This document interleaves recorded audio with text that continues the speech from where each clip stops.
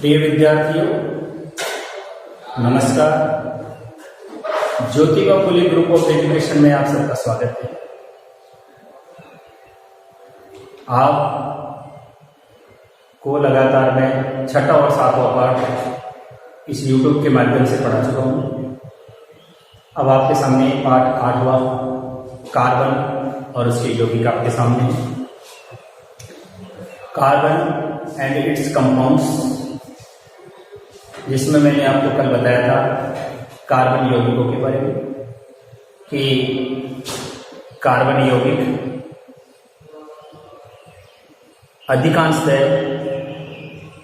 Berzelius ने 1815 में कहा कि जीवधारियों के द्वारा ही प्राप्त होते हैं। जीवधारी स्रोतों से कार्बनिक यौगिकों की प्राप्ति संभव है। कार्बनिक यौगिकों को प्रयोगशाला में नहीं बनाया जा सकता है और इसी सिद्धांत को जैव शक्ति सिद्धांत कहा। जीवधारियों से प्राप्त यौगिकों को, इन यौगिकों को कार्बनिक यौगिक कहा और कार्बनिक यौगिक के अध्ययन करने वाले विज्ञान को कार्बनिक रसायन का नाम दिया। ये बात मैं आपको कल बता चुका हूं। इसके बाद में जैव शक्ति सिद्धांत का खंडन आप देखिएगा। सब्सक्राइब कीजिए, लाइक कीजिए, पूरा वीडियो जरूर देखिए। धन्यवाद। देखिए, मैंने कल आपको कार्बन और उसके यौगिकों के बारे में बताया था। कार्बन क्या है पहले तो हम ये देखेंगे। कार्बन से तात्पर्य है कि जिसे जलाने पर काले रूप में प्राप्त हो जाए, कार्बनिक पदार्थ प्राप्त हो, उन सब में कार्बनिक यौगिक पाया जाता है। जैसे कुर्सी, टेबल, किताब, दूध, लकड़ी, यहां तक कि कागज, उसके अलावा फर्नीचर वगैरह जो भी हैं, इन सब में क्या पाया जाता है? साबुन है, मार्जक है, ये जो भी चीज जल करके काली हो जाती है, काली मचोड़ देती है, उस सब के अंदर कार्बन पाया जाता है। मैंने आपको कल बताया था बर्जीलियस नामक वैज्ञानिक के 1815 में यह अवधारणा थी कि केवल जीवधारी स्रोतों से ही कार्बनिक यौगिकों की प्राप्ति संभव है। इन्हें प्रयोगशाला में कृत्रिम विधियों के द्वारा नहीं बनाया जा सकता। परंतु 1828 के अंदर एक वोलर नामक वैज्ञानिक जिसने बर्जीलियस के द्वारा दिए जाने वाले जैव शक्ति सिद्धांत का खंडन किया। उन्होंने क्या किया? उन्होंने अमोनियम सल्फेट और पोटेशियम साइनेट को दोनों को गर्म किया प्रयोगशाला में और कार्बनिक यौगिक यूरिया प्राप्त किया। और जैसे ही कार्बनिक यौगिक यूरिया प्राप्त हुआ, बर्जीलियस के द्वारा दिया गया जैव शक्ति सिद्धांत खंडित हो गया। तो देखेंगे कैसे। सन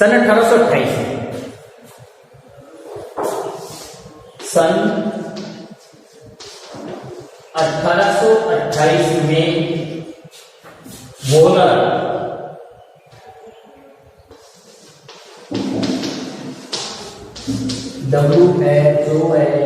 वोलर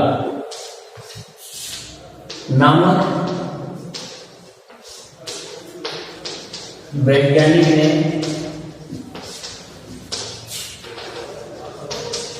बर्जीलियस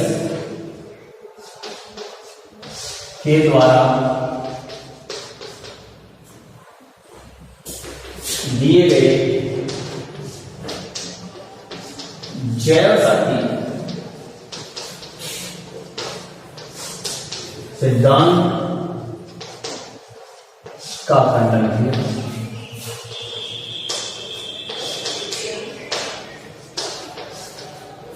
वोलर ने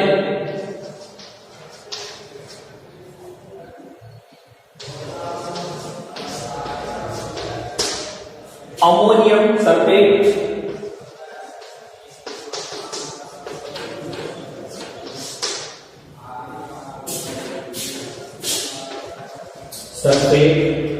और पोटेशियम साइनेट को गर्म करके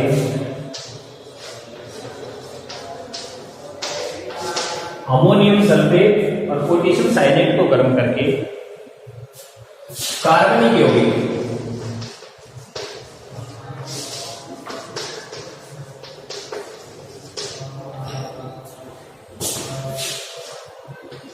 urea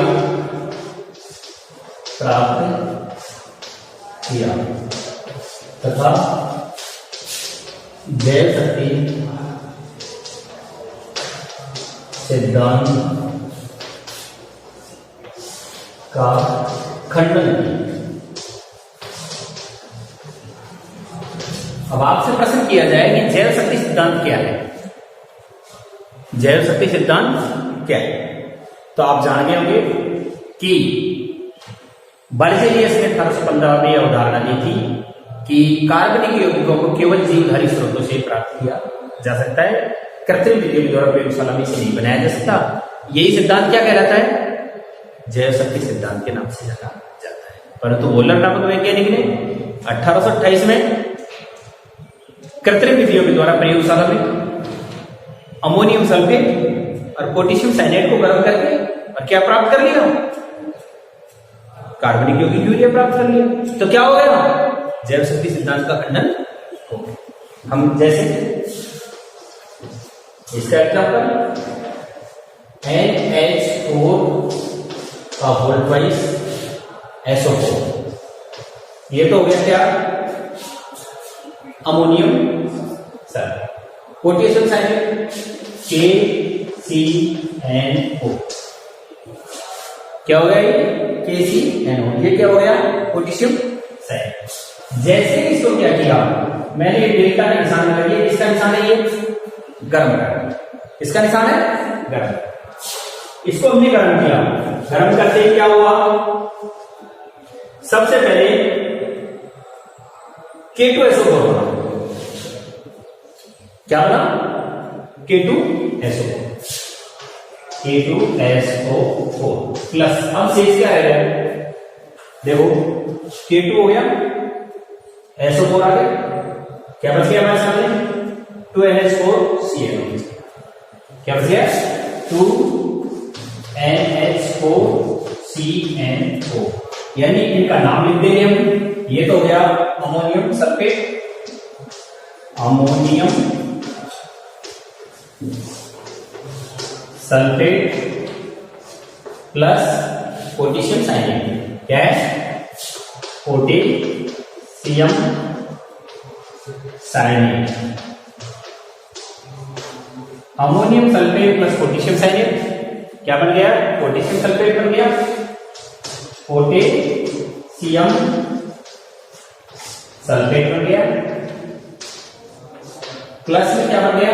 ammonium cyanide, ammonium cyanide. और इसने इसी अमोनियम साइनाइड को लिया। किसको लिया? Ammonium cyanide. अमोनियम साइनाइड का सूत्र क्या है हमारे सामने? 2NH4CnO। इसे ही क्या किया? गर्म किया। तो गर्म करते ही हमारे सामने क्या बन गया? यूरिया बन गया। यूरिया का सूत्र क्या होता है? NH2CONH2। देखो 2N हो गया, क्या हो गया? NN2N हो गया। H4 कितना हो गया? H4 4 3 8 हाइड्रोजन हो गए, है ना? तो 2 हाइड्रोजन ये, 2 हाइड्रोजन ये, अगर यहाँ से संतुलित करेंगे तो आगे बढ़ता चला जाएगा, है ना? CO हो गया, CO हो गया, CO आ गया। NH2 और NH2 ये सूत्र किसका है? यूरिया। किसका सूत्र है? यूरिया का। अगर इसे मैं यहां से इसको 2 को हटा दूं, अब देखो 2 को मैंने हटा दिया, एक N और एक N, एक N और एक N, H के 4, 2 और 2 4, CO संतुलित हो गया। भाई वो 2 वहां से इसलिए लेकर के ऐसा कि आप कहो भाई एडिटिव नहीं है ना, इसलिए लेकर आए, यहां करके मैंने इसको क्या कर दिया? संतुलित कर दिया। तो क्या प्राप्त हो गया हमारे सामने? कार्बनिक यौगिक क्या प्राप्त हो गया है? यूरिया। और इसी के साथ ही पोलर के द्वारा जैव शक्ति जो सिद्धांत दिया गया था उसका क्या हो गया? खंडन। आगे यहां तक की बात समझ में आपके? अब आगे बढ़ेंगे। अब मैं बात कर रहा हूं कार्बन परमाणु। दोबारा एक बार फिर देख लो, NH4 2SO4 2KCNO, इसके साथ इसे गर्म किया, हमारे सामने क्या बन गया, पोटेशियम सल्फेट बना और अमोनियम साइनेट आ गया। अमोनियम साइनेट को जैसे ही हमने क्या किया और गर्म किया तो हमारे सामने क्या प्राप्त हो गया, हमको यूरिया प्राप्त हो गया। यूरिया ये क्या है, कार्बनिक यौगिक है, जब कृत्रिम पदार्थों के द्वारा बनाया गया गया प्रयोगशाला में, जीवधारियों के द्वारा जो अब तक प्राप्त था उसके स्थान पर कृत्रिम विधि से प्रयोगशाला बन गया, शक्ति सिद्धांत का क्या हो गया, अब बात आ गई हमारी किसी का, हमारे चारों तरफ जितनी भी वस्तुएं हमें दिखाई देती हैं लगभग सब में कार्बन पाया जाता है। सब में क्या पाया जाता है, कार्बन पाया जाता है। क्यों, क्योंकि जिस वस्तु को जलाया और जलने के बाद अगर वो काली हुई है इसका मतलब क्या हुआ, उसमें क्या पाया जा रहा है, कार्बन पाया जा रहा है। कार्बन में एक विशेषता होती है, कार्बन की क्या विशेषता होती है, कार्बन की विशेषता ये होती है उसके अंदर श्रृंखलता गुण पाया जाता है। कार्बन की संयोजकता कितनी होती है, 4। और कार्बन क्या करना चाहता है कि अपनी चारों संयोजकताओं को संतुष्ट करना चाहता है, चाहे उसे एकल बंध बना करके संतुष्ट करना पड़े, चाहे उसे द्विबंध बना करके संतुष्ट करना पड़े, या ट्रिपल बंध बना करके उसको क्या करना पड़े, संतुष्ट करना पड़े। तो सबसे पहले तो अपन है ना कार्बन परमाणु के बारे में लिखेंगे, थोड़ा सा डिटेल डालेंगे यहां कि कार्बन परमाणु आवर्त सारणी में क्रमांक, कितने क्रमांक पर है, क्रमांक संख्या 6 पर विद्यमान। हो गई बात हमारे साथ कि आवर्त सारणी में कितने नंबर पर विद्यमान है, 6 नंबर पर विद्यमान। ये एक अद्भुत गुणों वाला तत्व है। कैसा तत्व है, अद्भुत गुणों वाला तत्व है। ठीक है, इसका इलेक्ट्रॉनिक विन्यास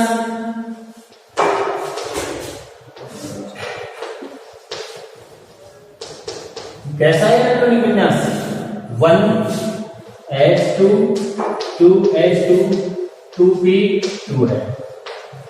अब आपके सामने ये एक मिसाल आई है, ये कैसे लिखेगा, जानते हो इस बारे में, नहीं जानते, इस बारे में देखिए कैसे। जैसे इलेक्ट्रॉन के बारे में sp-df कक्ष होते हैं, इनके क्या होते हैं, sp-df कक्ष, कहां, आवर्त सारणी में, s block, p block, d block, f block, sp-ds हो गए। तो sp-df का क्या होता है जानते हो, मैं यहां थोड़ा सा सेट करके आऊंगा एक बार। s की क्षमता होती है 2, p की क्षमता होती है 6, d की क्षमता होती है 10 और l की क्षमता होती है 14। आप देखना आवर्त सारणी में एस ब्लॉक के अंदर 2 तत्व होते हैं, पहला वर्ग और दूसरा वर्ग एस में है। उसके बाद पी ब्लॉक के अंदर आएगा 6 आएंगे, कहां से लेकर के 13 से 18, 13 14 15 16 17 18 हो गए। इसमें पहला और दूसरा होता है, इसमें 13 से 18 होता है, इसके अंदर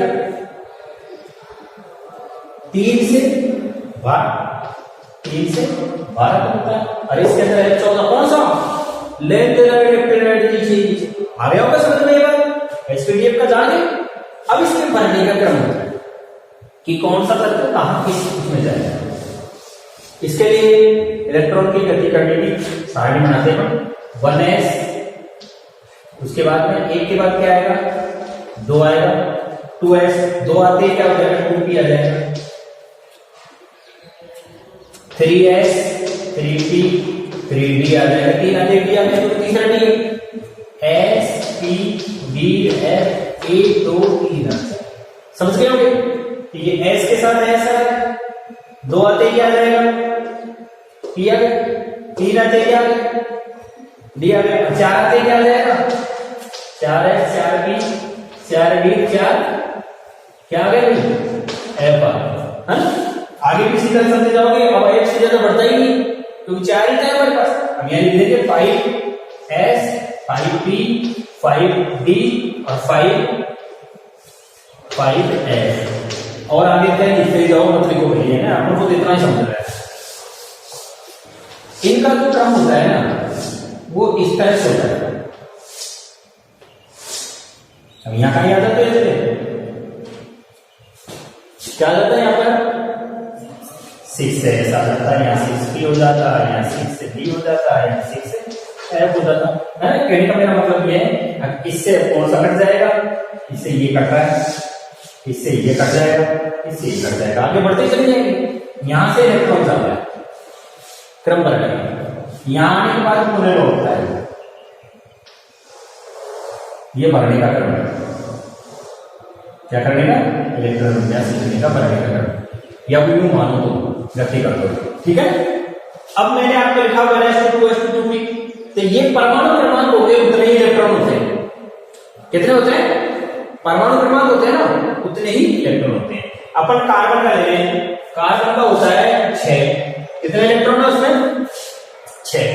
सबसे पहले इलेक्ट्रॉन किसमें प्रवेश कर रहा है, 1s में, तो 1s में प्रवेश किया। 1s की क्षमता क्या होती है, 2, तो 1s लिख दिया। 1s के बाद में एंट्री करता हुआ किसमें आएगा, 2s में आ गया। 2s की क्षमता भी क्या है, 2। 2s के बाद में किसमें गया है, 2p। 2p की क्षमता कितनी है, 6, परंतु हमारे पास इलेक्ट्रॉन मिल करके देखेंगे नहीं कितने, कुल 6, तो 6 में से 2 और 2 4 तो पहले जा चुके हैं, वहां कितने बचेंगे, 2 ही बचेंगे, है ना। इसीलिए क्या लिखा मैंने यहां 1s2 2s2 आगे समझ में, भली बात ही समझ में आ गया। सोडियम का लिख रहे हैं, जैसे मान लीजिए Na का लिख रहे हैं, Na का परमाणु क्रमांक नंबर 11, इलेक्ट्रॉन की संख्या भी कितनी है, 11। इलेक्ट्रॉन विन्यास लिखेंगे उसका, कैसे लिखेंगे, कैसे लिखेंगे, देखो 1s2 क्योंकि सबसे पहले 1s2, फिर 2s2 हो गया, फिर 2p6, 2p6, फिर 2p6 के बाद किसमें आएगा, 3s में। अब 3s की क्षमता कितनी होती है, 3s2। गिर करके देखो एक बार, कहीं ज्यादा नहीं हो जाएगा, 11 ही है हमारे पास। अब 11 है तो लास्ट वाले इसमें क्या कर देंगे, घटा देंगे, तो 2 और 2 4 6 10 है, यहाँ 1s 3s1, ये इसका क्या हो गया, आगे समझ में इलेक्ट्रॉन विन्यास, आगे समझ में। इस तरह की स्थितियां चलती है। अगर ये 20 से आगे जाता है, 20 से अगर आगे जाता है तो फिर उस पर डी वाले कक्ष शामिल हो जाएंगे, क्योंकि यहां पे पी से आ जाएगा, फिर डी आ गया, डी में 10 तत्व एक साथ जाएंगे, है ना। फिर डी के बाद फिर वापस लौट कर कितना आएगा, पी में आएगा, फिर किसमें आएगा, एस में आएगा, फिर किसमें चला जाएगा, यहाँ से इससे वापस घूम करके आएगा 4D में आएगा, फिर 10 तत्व आएंगे, फिर 6 तत्व आएंगे, फिर 2 तत्व आएंगे। तो इस तरह से पूरी आवर्त सारणी के अंदर इलेक्ट्रॉन विन्यास को क्या किया जाता है, लिखा जाता है। इस बात को समझाने के लिए मुझे ये बताना पड़ा है, जबकि छोटी कक्षा होती है,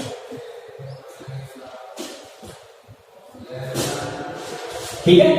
आगे होगा समझ में, मैंने 1s2 2s2 2p2 कैसे लिखा है जाने। अब देखो हम जानते हैं कि आवर्त सारणी में कार्बन का प्रतीक, तीसरी बात, कार्बन का प्रतीक, सिंबल, प्रतीक माने सिंबल, पहचान क्या है, C है, और इसे C6 और ऊपर क्या लिखते हैं इसका, परमाणु, परमाणु क्रमांक, और ये क्या है, परमाणु का प्रतीक लिखते हैं, ऐसे लिखते हैं, ठीक है। इसमें एक विशिष्ट गुण पाया जाता है, श्रृंखलन का गुण। कौन सा गुण पाया जाता है कार्बन में, कार्बन में एक विशिष्ट गुण,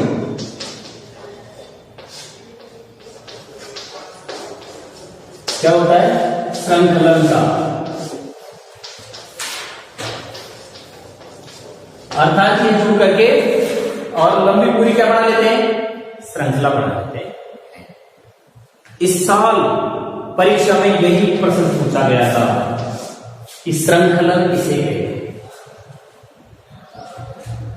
पंक्ति बना लेना, श्रृंखला बना लेना, है ना। कार्बन कार्बन के मध्य में सिग्मा बंध और पाई बंध पाए जाते हैं।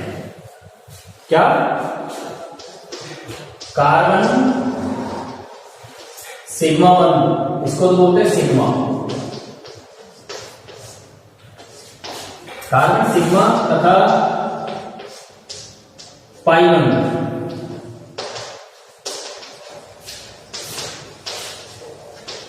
द्विबंध भी बनाता है, ट्रिपल बंध भी बनाता है। सिग्मा और पाई बंध बनाता है, द्विबंध भी बनाता है और ट्रिपल बंध भी बनाता है। देखो सिग्मा बंध मजबूत होता है बजाय किसके? पाई बंध। ये ध्यान रखना, सिग्मा बंध मजबूत होता है क्योंकि ये एकल बंध है। कैसा बंध है? एकल। और पाई बंध कैसा है? द्विबंध। बजाय पाई बंध के कौन सा बंध? सिग्मा बंध कैसा होता है? मजबूत होता है। आगे क्या है कि बात, और ये कई सारे यौगिकों के साथ जुड़ करके क्या बना लेता है? श्रृंखला बना लेता है। कार्बन की संयोजकता,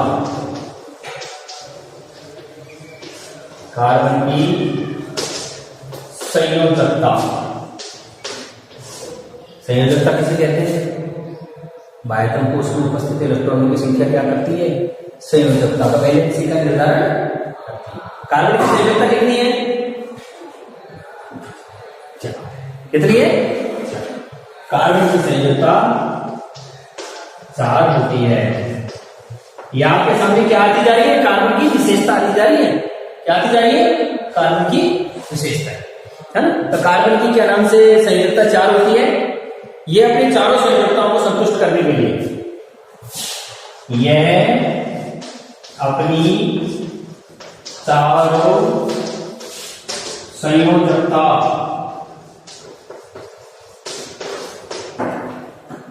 को संतुष्ट करने के लिए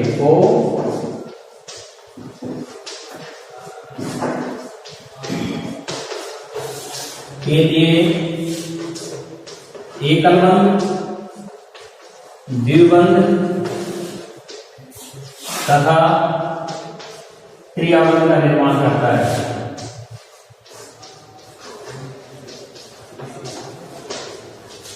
लेकिन क्या करना चाहेगा? अपनी चारों संयोजकताओं को क्या करना चाहेगा? संतुष्ट करना चाहेगा। अब मैं आपको कार्बन की संयोजकताओं को संतुष्ट करने के लिए बनने वाले बंधों का प्रकार बताता, है ना। संयोजकता को संतुष्ट करने के लिए बनने वाले, देखो जैसे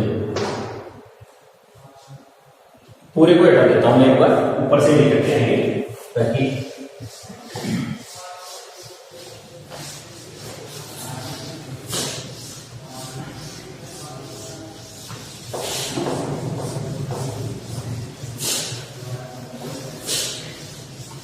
देखिए जैसे तरीका इसका, संयोजकता संतुष्ट, संयोजकता संतुष्ट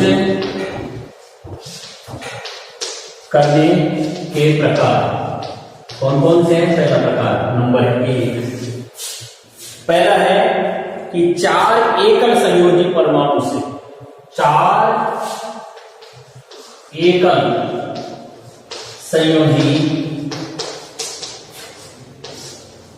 परमाणु से, जैसे कौन कौन से? CH4 या CCl4 द्वारा से 4 एकल संयोजी परमाणु में क्या है? देखो CH4 सूत्र हो गया, ये तो हो गया C, और ये हो गया 1 2 3 और ये 4। ये कार्बन की क्या हो गई? चारों संयोजकता हो गई 1 2 3 4। अगर हाइड्रोजन के 4 से सहयोग कर लेता है ये, तो कार्बन की चारों संयोजकताएं क्या हो जाएंगी? संतुष्ट हो जाएंगी। जैसे एक हाइड्रोजन यहां लग गया, एक हाइड्रोजन यहां लग गया, एक हाइड्रोजन ये लग गया, एक हाइड्रोजन लग गया। हाइड्रोजन के बाह्य कोश में एक होता है, ये एक डाल दिया हमने, और ये कार्बन के चारों हो गए बाह्य कोश में थे। इन्होंने इससे एकल बंध बनाया, एकल संयोजी किया, एकल संयोजी, एकल संयोजी। आपके सामने स्पष्ट रूप से आ गया होगा कि किस तरह से मेथेन, CH4 किसका सूत्र है? मेथेन का सूत्र है।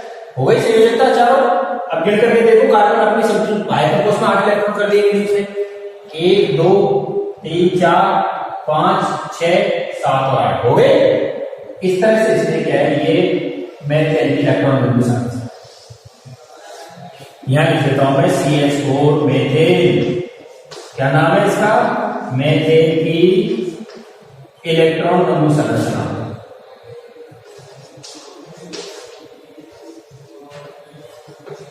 बिंदु संरचना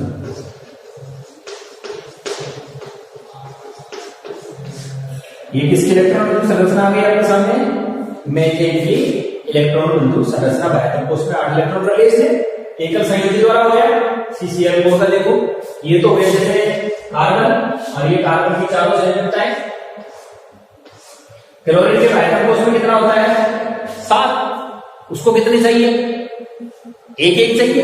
एक एक के लिए क्या करेगा वो, क्लोरीन से जुड़ जाएगा कार्बन और CCl4 बन गया। क्या बन गया, CCl4। ये क्लोरीन जुड़ गया, एक क्लोरीन ये जुड़ गया, एक क्लोरीन ये जुड़ गया, और एक क्लोरीन ये जुड़ गया। इस तरह से जुड़ करके इसको एक एक चाहिए थे इसने कार्बन के, क्योंकि इसके बाह्य कोश में सब में क्या थे, 7 मौजूद थे। एक ले लिया, एक ले लिया, क्लोरीन के पास कितना हो गया, बाह्य कोश है 2 8 हो गए, 2 8 होते क्लोरीन संतुष्ट हो गया, और कार्बन की भी क्या हो गई, संतुष्टि हो गई, क्योंकि क्लोरीन से इसने क्या कर लिया, एकल संयोजी द्वारा जुड़ गया है। इस तरह से ये कहलाएगा आपका क्या बनना, 4 एकल संयोजी परमाणुओं के द्वारा क्या किसका निर्माण होना, कार्बन की चारों संयोजकताओं का संतुष्ट होना। एक तरीका तो हो गया एकल बंध बना करके। अब मैं आपको बनाता हूं नंबर दूसरा पॉइंट, संयोजकता को संतुष्ट करने के प्रकार में पॉइंट नंबर 2। ये आपके बड़ी बातें समझ में आ गया होगा। देखिए हाइड्रोजन, इस कार्बन से 4 संयुक्ता हो गई, चारों संयुक्ताओं को संतुष्ट करने के लिए 4 हाइड्रोजन से उसने क्या कर लिया है, संयोग कर लिया है। मेथेन का सूत्र होता है CH4। उसी तरह CCl4 में आप देख रहे होंगे, कार्बन एक है, कार्बन की 4 संयुक्ताएं हैं, इन चारों संयुक्ताओं को संतुष्ट होने के लिए क्या करना पड़ेगा, क्लोरीन के साथ संयोग करना पड़ेगा, क्योंकि क्लोरीन को हम जानते हैं बाह्य कोश में 2 8 7 इलेक्ट्रॉन होते हैं, तो एक की आवश्यकता होती है जो कार्बन से लेकर के और कार्बन को क्या कर रहे हो, उसकी चारों संयुक्ताओं को संतुष्टि प्रदान कर रहे हैं। जैसे यहाँ कार्बन हाइड्रोजन लेकर के संतुष्टि प्रदान कर रहा था, और तो यहाँ क्लोरीन क्या कर रहा है, लेकर के संतुष्टि प्रदान कर रहा है। इसी के साथ ही इसका नेक्स्ट जो है वो आपको मैं बता देता हूं। नेक्स्ट में 4 एकल संयोजी हो गए। 4 एकल संयोजी के स्थान पर हमारा पॉइंट आ गया है दूसरा, इसी का इसका दूसरा पॉइंट है हमारा, जिसमें 2 एकल और 1 द्विसंयोजी द्वारा, 2 एकल तथा 1 द्विसंयोजी द्वारा। जैसे 2 तो एकल बंध हो और 1 कैसा हो, 1 द्विबंध हो, जिसके द्वारा जैसे अपन ले लेते हैं, ये तो हो गया कार्बन, ये डबल बंध, ये ऑक्सीजन। ऑक्सीजन के 2 क्यों लगाए हैं, ऑक्सीजन के 2 क्यों लगाए हैं कि आपको पता होगा ऑक्सीजन के बाह्य कोश में 6 होते हैं, इसको कितने चाहिए, 2 चाहिए, तो 2 किससे ले लेगा वो, कार्बन से। और ये एकल बंध जुड़ गए, या तो चाहो तो आप ऐसे जोड़ दो, चाहो आप ऐसे जोड़ दो, एक हाइड्रोजन एक हाइड्रोजन। हाइड्रोजन के बाह्य कोश में कितने हो गए, ये तो हो गया संतुष्ट कौन सी चीज, ऑक्सीजन थी। ऑक्सीजन के 2 4 और 2 6 और ये 2 8, क्योंकि 6 तो ऑक्सीजन के पास खुद के ही थे, 2 इससे ले लिए। इसी प्रकार कार्बन के 1 2 3 4 हो गए, चारों ने किससे, एक हाइड्रोजन से सहयोग कर लिया, ये तो हाइड्रोजन का सहयोग हो गया, ये किसका सहयोग हो गया, ऑक्सीजन का। तो यहां आपके सामने क्या बन गया, फार्मेल्डिहाइड बन गया है। इसको क्या कहते हैं, फार्मेल्डिहाइड।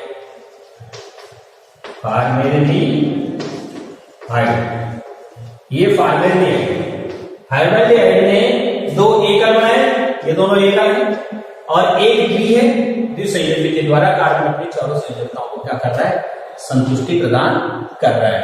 और इसी पॉइंट का तीसरा पॉइंट है, ये दूसरा था, ये तीसरा है, फार्मेल्डिहाइड हो गया। फार्मेल्डिहाइड के दूसरे में आप ले लीजिए कि 1 एकल संयोजी और 1 त्रिसंयोजी के द्वारा, 1 एकल संयोजी तथा 1 त्रिसंयोजी द्वारा,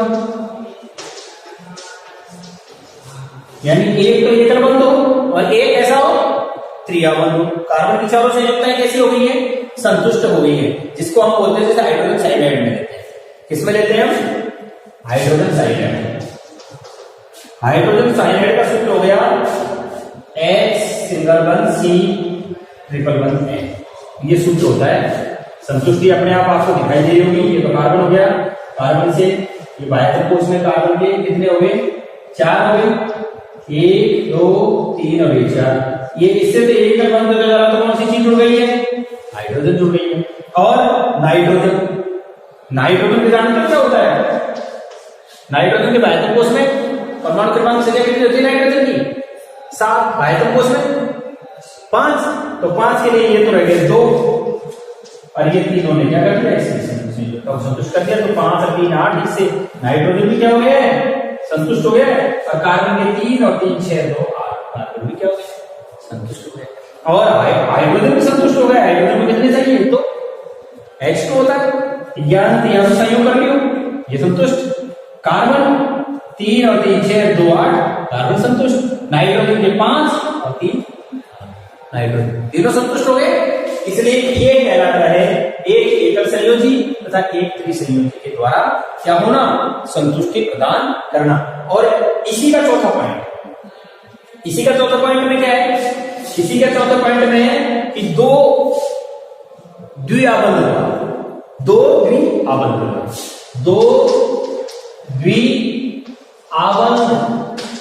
संयोजन द्वारा, दो द्विआबंध संयोजन में जैसे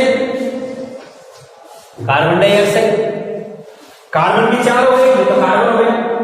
तो कार्बन की 2 द्विआबंध 1 और 1 2। हम जानते हैं कि ऑक्सीजन के बाह्य कोश में कितने? 6। कितने चाहिए उसको? 2 चाहिए। एक ऑक्सीजन तो यहाँ लगी, इसके 2 तो ये जुड़ गए और उसके पास पहले से कितने थे? 6 मौजूद थे। इसी तरह कार्बन के बाह्य कोश में कितने हैं? 4। एक ऑक्सीजन यहाँ लगे, ऑक्सीजन के ये संतुष्ट हो गए और ये पहले से इसके पास 6 हो गया। तो इससे ये संतुष्ट होगा तो 6 तो ये 2 ये 8, ये संतुष्ट होगा तो 2 ये और 2 ये हो गए और इससे संतुष्ट होगा 3। आ गया होगा समझ में मेरे हिसाब से हमें, है ना? तो कार्बन के कितने तरीके बता दिए मैंने आपको? 4 पॉइंट बता दिए हैं। अभी इसमें 4 पॉइंट और भी है, ठीक है? उसको मैं आपको कल बताऊंगा।